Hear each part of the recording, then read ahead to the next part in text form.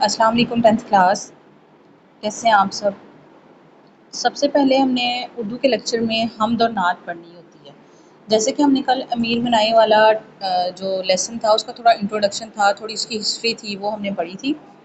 اب امیر منائی نے حمد لکھی ہے، اس بار 10th کا جو سلیبس چینج ہوا ہے اس میں امیر منائی کا پہلے انٹرو پراپر دیا ہوا ہے اور دین اس کے بعد انہوں نے حمد بیان کی ہے۔ کل میں نے آپ لوگوں کو بتایا تھا امیر منائی کی مشہور تصانیف کے بارے میں۔ یہاں پہ لاسٹ پیراگراف دیکھیں، امیر منائی کا جو پیج میں نے اوپن کیا ہوا پیج نمبر 1 کے لاسٹ پیراگراف، اس میں امیر منائی کی تصانیف بیان کی گئی ہیں۔ مرات الغیب اور صنم خانہ عشق اور محمد ختم النبیین صلی اللہ علیہ وآلہ وسلم، یہ ان کی اہم تصانیف ہیں۔ تصانیف کیا ہوتی ہیں؟ جو انہوں نے بکس لکھی ہوئی ہوتی ہیں اور بہت مشہور کتابیں ہوں ان کو تصانیف بولتے ہیں۔ اس کے بعد جو انہوں نے شاعروں کا ایک تذکرہ انتخاب یادگار کے نام سے بھی مرتب کیا، یعنی کہ ایک اور انہوں نے جو بک لکھی تھی اس کا نام تھا انتخاب یادگار۔ ان کا ناتمام لغت امیر لغات ایک اہم علمی کارنامہ ہے، اور ان سب بکس میں جو اوپر بیان کی ہیں، مینشن کی گئی ہیں 4 بکس، اس سے سب سے زیادہ جو مشہور تھا وہ تھا امیر اللغات۔ ان کا ایک اہم علمی کارنامہ تھا جو سب سے زیادہ مشہور تھا۔ اب ان کی صنم خانہ عشق جو اوپر بیان کی گئی ہے، وہاں سے ایک اس کتاب میں جو ہے حمد بیان کی گئی تھی، صنم خانہ عشق سے انہوں نے حمد دیکھ لی ہے۔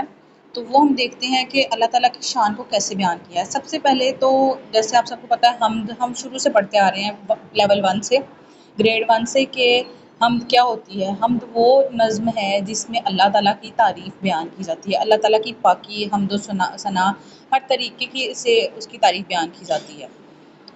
اس کے بعد ہم دیکھ لیتے ہیں کہ انہوں نے کس طریقے سے بیان کی ہے اللہ تعالیٰ کی ثنا و حمد، حمد و ثنا، جو بھی آپ کہنا چاہیں۔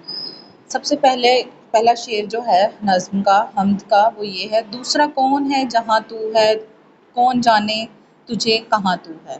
یعنی کہ دوسرا کون ہے جہاں تو ہے، یعنی کہ تیری موجودگی، ہمارے رب کی موجودگی، اللہ کی موجودگی ہر جگہ پہ ہے، اور وہاں پہ کسی اور خدا کی موجودگی نہیں ہو سکتی۔ یعنی کہ ہمارے مسلم کا کانسیپٹ تو یہ ہے نا کہ ہمارا اللہ ہے، اور ہم کسی ہندو یا پھر کرسچینٹی کو نہیں مانتے، اور ہمارا عقیدہ یہی ہے کہ اللہ تعالیٰ ایک ہے اور وہ ہر جگہ موجود ہے۔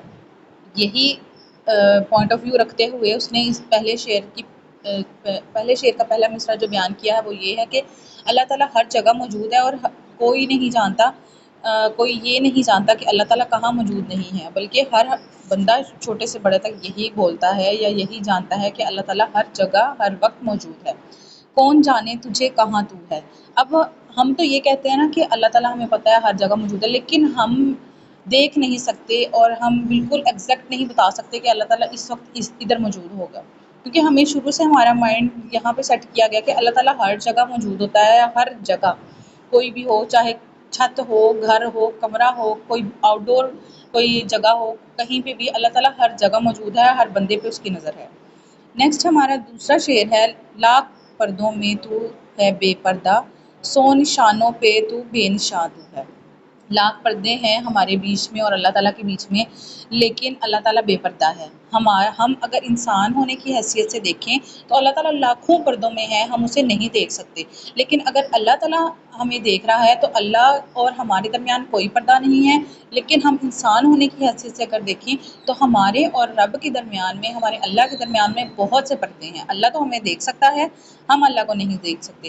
100 نشانوں پہ تو بے نشان ہے، یعنی کہ اللہ تعالیٰ کی بہت ساری نشانیاں ہیں، ہم بہت ساری وجوہات ہیں، بہت ساری چیزیں ایسی ہیں یا بہت ساری نشانیاں ایسی ہیں جس سے صاف کلیئر واضح ہوتا ہے کہ ہمارا رب، ہمارا خدا موجود ہے۔ لیکن بے نشان تو ہے کا کیا مطلب ہوا؟ یہاں پہ بے نشان تو کا مطلب یہ ہے کہ ہم انسان ہونے کی حیثیت سے یہ نہیں ظاہر کر سکتے کہ یہ چیز اللہ تعالیٰ ہی کی دی ہوئی ہے، یعنی کہ دیا ہوا تو سب کچھ اللہ تعالیٰ کا ہے، لیکن ہم لوگ پراپر جسے کہتے ہیں نا کہ جیسے سائنٹسٹ نے ایک چیز بیان کر دی ہے تو کر ہی دی ہے، سائنٹسٹ تک یہ چیز مانتے ہیں کہ یہ دنیا اللہ تعالیٰ نے بنائی ہے۔ ہمارے ہندو ہو گئے، کرسچینٹی ہو گئی، ہر مذہب کے لوگ مانتے ہیں اس چیز کو، لیکن ہر نشانی میں اللہ تعالیٰ کی نشانی موجود ہے، لیکن اللہ تعالیٰ خود نظر نہیں آتا۔ اس مصرے کا مطلب یہ بتایا گیا ہے: تو ہے خلوت میں، تو ہے جلوت میں، کہیں پنہا کہیں عیاں تو ہے۔ اب خلوت کا مطلب یہاں کیا ہے؟ تنہائی۔ اور جلوت کا مطلب کیا ہے؟ ظاہر، یعنی کہ تو تنہائی میں بھی موجود ہے اور تو ظاہری یعنی کہ محفل میں بھی موجود ہے، یعنی اگر انسان اکیلا ہوتا ہے اس وقت بھی اللہ انسان کو دیکھ رہا ہے، اور اگر محفل میں بھی بیٹھا ہوا ہے تب بھی اللہ اس کے درمیان موجود ہے۔ کہیں پنہا کہیں آیا، پنہا بھی چھپا ہوا، اور آیا کا مطلب ہے، آیا کا مطلب ہے ظاہر، کہ اگر ہم کہیں چھپے ہوئے کوئی کام کر رہے ہیں یا پھر کوئی ظاہر کوئی کام کر رہے ہیں، ہر جگہ اللہ ہمیں دیکھ رہا ہے، اللہ موجود ہے۔ ہم نے کرنا ہے، دیکھ لیتے ہیں چوتھا شعر۔ نہیں تیرے سوا یہاں کوئی، میزباں تو ہے مہماں تو ہے۔ اس شعر میں جو مہماں لفظ ہے نا سیکنڈ مصرے میں، دوسرے مصرے میں، وہ اس لیے یہاں پہ مہمان کو مہمان لکھا گیا ہے شاعری کی وجہ سے۔ شاعری میں ایسے تلفظ یوز ہوتے ہیں تو شاعری کی نسبت کے اکارڈنگ انہوں نے مہمان کو مہماں لکھا ہے۔ نہیں تیرے سوا یہاں کوئی، میزباں تو ہے مہمان تو ہے، کہ یعنی اس دنیا میں میزبان بھی تو ہے، مہمان بھی تو ہے۔ یعنی میزبان کس طریقے سے کہ اللہ تعالیٰ نے ہمیں سب کچھ عطا کیا ہے، ہمیں دینے والا وہی ہے، اور مہمان کس لیے کہ ہم اللہ تعالیٰ کی عبادت کرتے ہیں اور صرف اسی کی عبادت کرتے ہیں۔ اور تیرے سوا یہاں کوئی نہیں، اس دنیا میں اللہ تعالیٰ کی قدرت اور اللہ تعالیٰ کے جو ذات ہے اس میں کوئی شریک نہیں ہے۔ ہم اپنے اسلام کے مطابق دیکھا جائے تو اس میں کوئی شریک نہیں ہے۔ دوسرے مذہبوں کی ہم بات ہی اگر کریں تو ان کے الگ الگ کانسیپٹس ہیں، لیکن ہمارے مذہب کے اکارڈنگ اللہ تعالیٰ کے سوا کوئی معبود نہیں، اور ہر چیز سے یہ واضح ہے، قرآن سے، حدیثوں سے، آیات سے، ہر چیز سے واضح ہے۔ نہ مقام میں نہ لامقام میں کچھ، جلوہ فرما یہاں وہاں تو ہے، یعنی کہ نہ یہاں پہ مقام اور لامقام یہی ہے، مقام ظاہر اور لامقام باطن، ٹھیک ہے، نہ ظاہر میں کچھ ہے اور نہ باطن میں کچھ ہے، جلوہ تیرا جلوہ فرما یہاں وہاں تو ہے، یعنی کہ جہاں بھی ہم غور کریں کسی چیز پہ، کسی چیز کے بنانے سے لے کے اس کے ختم ہونے تک، وہاں پہ اللہ تعالیٰ کی ظہور کی، اللہ تعالیٰ کی نشانیوں کی ہمیں خاص وہ پتہ چلتا ہے کہ یہ چیز اللہ تعالیٰ نے بنائی ہے، اللہ نے ہی ختم کی ہے۔ انسان کو دیکھ لیں تو پیدا بھی اللہ تعالیٰ کرتا ہے اور موت بھی اللہ تعالیٰ ہی دیتا ہے۔ اسی طرح ہر چیز چاہے جاندار ہے چاہے بے جان ہے، سب اللہ تعالیٰ کے حکم سے ہونے والی ہے۔ رنگ تیرا چمن میں بو تیری، خوشبو دیکھا تو باغباں تو ہے، یعنی کہ جب ایک باغ کی انہوں نے یہاں پہ مثال دی ہے کہ باغ میں جب پھول کھلتے ہیں اور جب وہ کھلا ہوا ہوتا ہے تو وہ اللہ تعالیٰ کے حکم سے ہی کھلا ہوا ہوتا ہے، اور وہاں پہ جتنے رنگ ہیں وہ اللہ تعالیٰ کی قدرت کی نشانیاں ہیں۔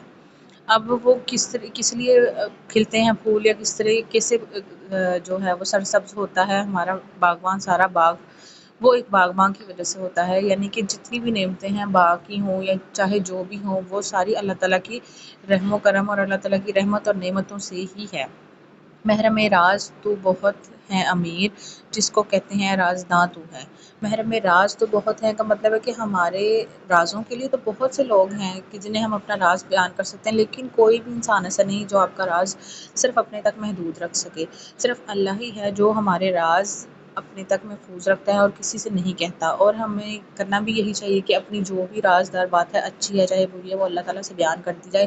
ایک تو رب ہمارا خوش ہوتا ہے کہ میرا بندہ مجھے یاد رکھتا ہے، اور اس کے بعد ہمیں ٹینشن بھی نہیں رہتی کہ ہمارا راز کسی کے سامنے فاش ہو جائے گا یا ہماری بات کسی کو پتہ چل جائے گی۔ جس کو کہتے ہیں رازدان تو ہے، یعنی کہ وہی بات آ گئی کہ ہمارے ہر راز کا رازدان اللہ تعالیٰ ہے۔